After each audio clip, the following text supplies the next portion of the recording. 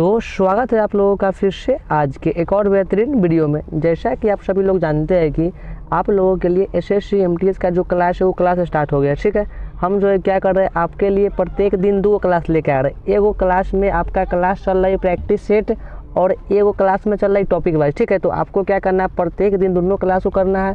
अगर आप दोनों क्लास को प्रत्येक दिन करते हैं तो आप उम्मीद आशा रखिए कि आप एग्जाम में सभी क्वेश्चन को कर लीजिएगा। ठीक है, देखिए तो आज का हमारा टॉपिक क्या है, आज हम लोग पढ़ने वाले हैं संविधान सभा। ठीक है, मतलब हमारे एग्जाम में संविधान सभा से 5 क्वेश्चन पूछता है। ठीक है, अगर आप इस क्लास को पूरा कर लेते हैं तो आप विश्वास रखिए आप एग्जाम में सभी क्वेश्चन को कर लीजिएगा। ठीक है, तो चलिए हम लोग करते हैं क्लास को स्टार्ट। आप लोग देखिए क्लास को पूरा। ठीक है, देखिए तो हम लोगों का टॉपिक क्या है आज का, तो संविधान सभा। ठीक है, देखिए आप क्या करिएगा, इसको समझने का प्रयास करिएगा, आपको संपूर्ण बातें समझ में आएगी। ठीक है, देखिए समझिए हम लोगों का पॉइंट 1 क्या करें यहाँ पे, तो भारत में सर्वप्रथम मौखिक रूप से संविधान सभा की मांग 1895 में बाल गंगाधर तिलक जी ने किया था। देखिए कहने का मतलब जो हम लोगों का देश सभा। ठीक है, तो यहाँ पे सबसे पहले जो संविधान सभा, ठीक है, तो उसका मांग कब किया गया, तो 1895 में। आपसे क्वेश्चन पूछेगा से भारत में संविधान सभा की मांग सबसे पहले कब किया गया, तो 1895 में। ठीक है, आई मांग करने वाले व्यक्ति का नाम क्या था,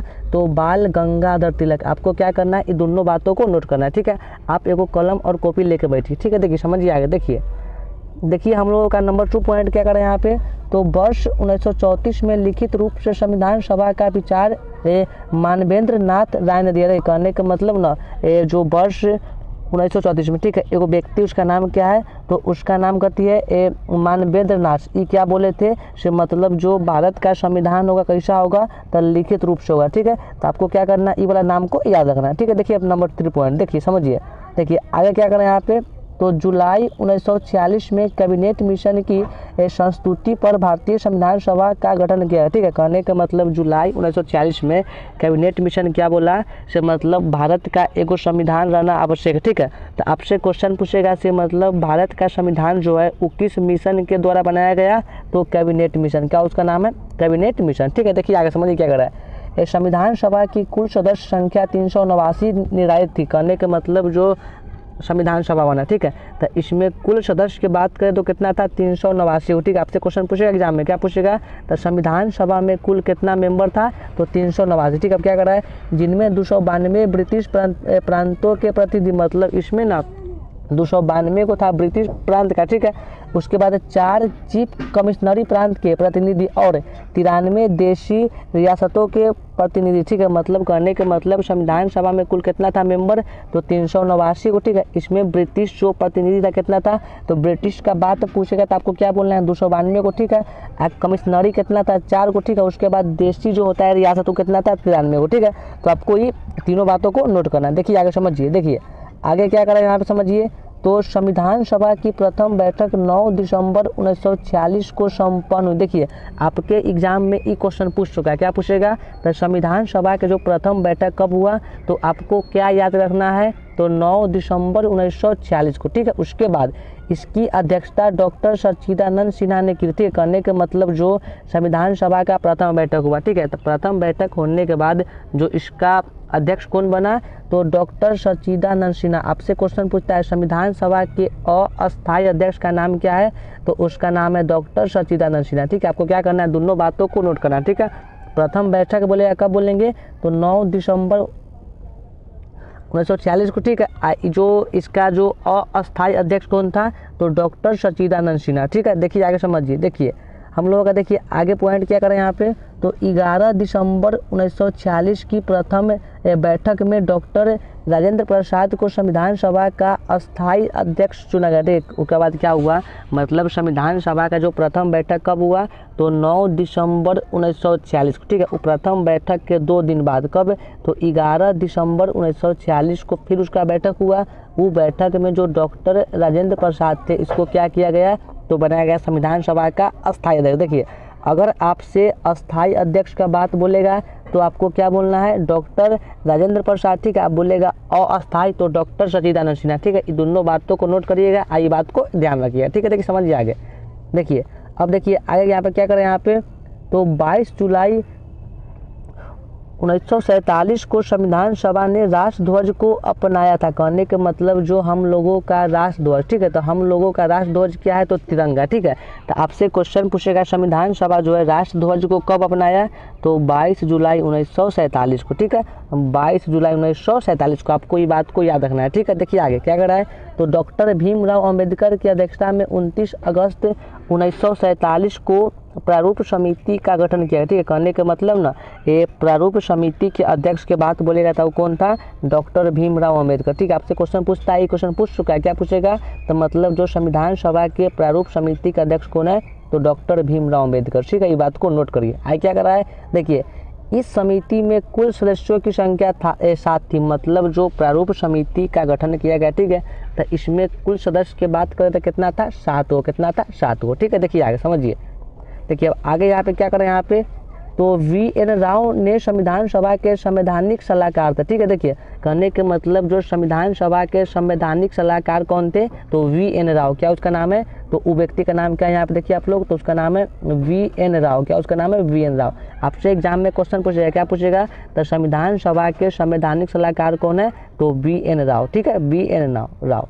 देखिए समझिए आगे, देखिए अब देखिए अगला हम लोग का पॉइंट यहाँ पे क्या करें, यहाँ पे समझिए इसको, तो क्या बोल रहा है, देश के विभाजन के पश्चात 31 अक्टूबर 1947 को संविधान सभा का पुनर्गठन किया गया, ठीक है। मतलब क्या हुआ से जो हम लोगों का देश का जैसे बंटवारा हो गया, बंटवारा होने के बाद 31 अक्टूबर, उसके बाद कब, तो 31 अक्टूबर 1947 को क्या किया गया, से संविधान सभा का फिर से गठन करने का प्रयास किया गया, जिसके पश्चात सभा में कुल सदस्यों की संख्या 299 थी, ठीक है। मतलब जैसे संविधान सभा का फिर से हुआ गठन, ठीक है, तो उसमें कुल मेंबर की बात करेंगे तो कितना मेंबर था, तो 299 को, कितना था, 299 को, ठीक है। देखिए आगे समझिए, देखिए अब अगला पॉइंट हम लोग क्या करें यहाँ पे, तो संविधान का वाचन 3 चरणों में 114 दिनों तक हुआ। कहने का मतलब जो हम लोगों का संविधान बना, ठीक है, तो इसका जो वाचन हुआ कितना चरण में, तो एक वाचन हुआ देखिए 3 चरण में, ठीक है।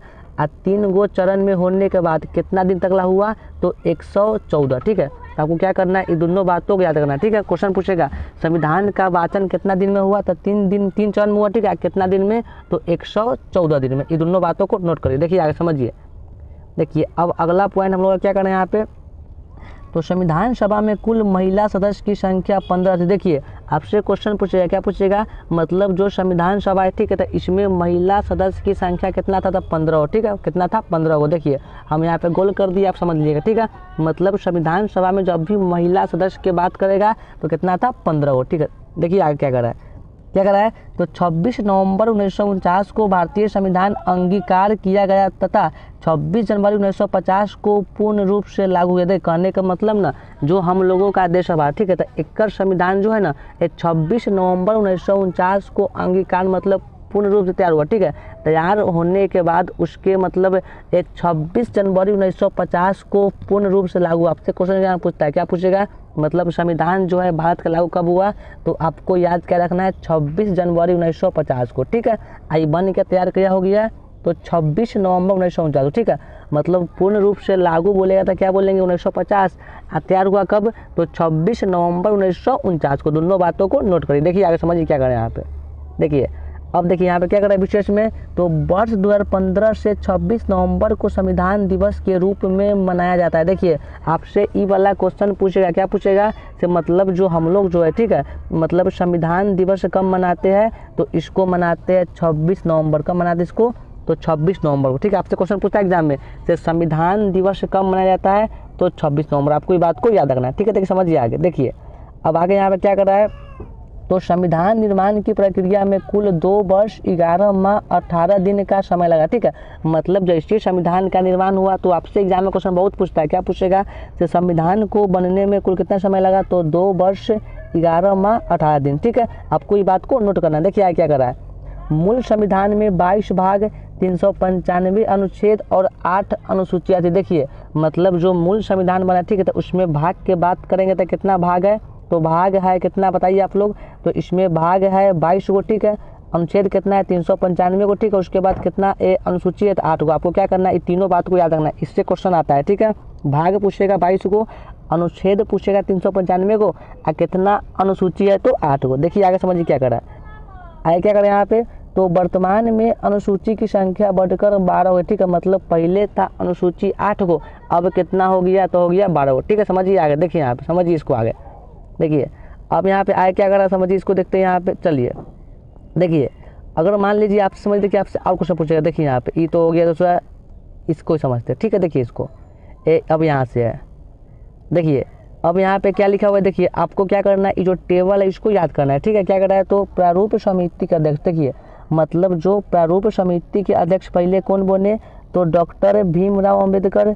उसके बाद कौन बने, तो अल्लादी कृष्णा स्वामी अय्यर। उसके बाद कौन बने, देखिए थर्ड में, तो थर्ड में बने डॉक्टर के.एम. मुंशी। उसके बाद मोहम्मद सादुल्ला। उसके बाद गोपाल स्वामी अयंगार। उसके बाद एन माधव राव। उसके बाद कौन बना, तो टी.टी. कृष्णामाचारी। मतलब जो संविधान का प्रारूप हुआ था, ठीक है। तब प्रारूप में कितना था मेंबर, 7 को था।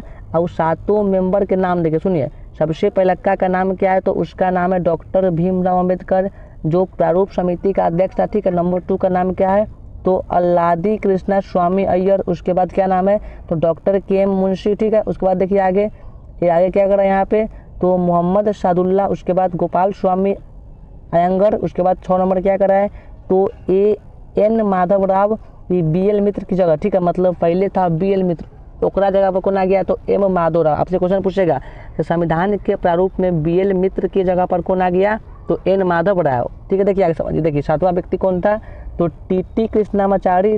डी.पी. खेतान की मृत्यु के पश्चात, देखिए मतलब जो 7वां अध्यक्ष कौन था, तो था वो डी.पी. खेतान, ठीक है। ओकर मृत्यु के बाद कौन बन गया था, टी.टी. कृष्णामाचारी, ठीक है। देखिए समझिए, देखिए अब देखिए ई वाला टेबल आपको दिमाग में बैठाना है, ठीक है। देखिए अगर आपसे क्वेश्चन पूछेगा, क्या पूछेगा, तो जो संविधान है, ठीक है।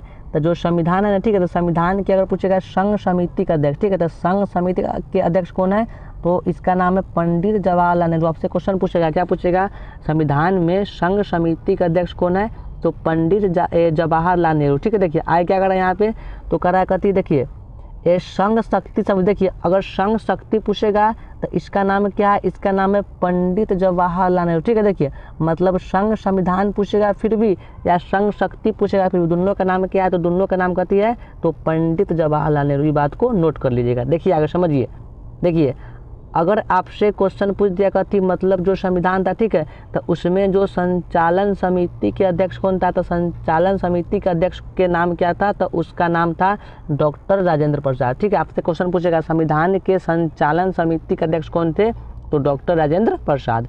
आगे देखिए समझिए इसको, आगे देखिए अब यहाँ क्या करें, यहाँ पे देखिए तो झंडा समिति के अध्यक्ष के बारे में बात करेंगे तो वो कौन था, डॉक्टर राजेंद्र प्रसाद, ठीक है।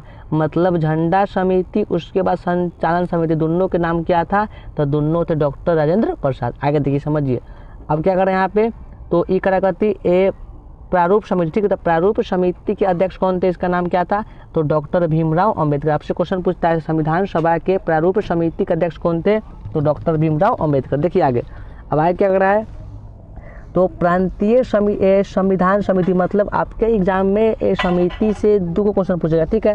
तो जब भी प्रांतीय संविधान समिति के अध्यक्ष के बात बोले उसका नाम क्या था, तो सरदार वल्लभ भाई पटेल, ठीक है। देखिए आगे, अब क्या करें यहाँ पे, तो मौलिक अधिकार एवं अल्पसंख्यक परामर्श समिति, ठीक है। मतलब जो मौलिक अधिकार एवं अल्पसंख्यक परामर्श समिति के अध्यक्ष के बात बोलेगा, क्या उसका नाम है, तो उसका नाम है सरदार वल्लभ भाई पटेल। क्या उसका नाम है, तो सरदार वल्लभ भाई पटेल, ठीक है। देखिए आगे समझिए, अब यहाँ पे आगे क्या कर रहे हैं, यहाँ पे देखिए इसको, तो मौलिक अधिकार उप समिति, मतलब जो मौलिक अधिकार को जो था उप समिति, ठीक है। तो जब भी मौलिक अधिकार के उप समिति के बात बोलेगा उसका नाम क्या है, तो उसका नाम है जे.बी. कृपलानी। क्या उसका नाम है, जे.बी. कृपलानी, ठीक है। देखिए आगे समझिए, अगर पूछेगा आपसे से अल्पसंख्यक परामर्श उप समिति कौन है, तो एच.सी. मुखर्जी। कौन है, तो एच.सी. मुखर्जी, ठीक है, एच.सी. मुखर्जी, ठीक है।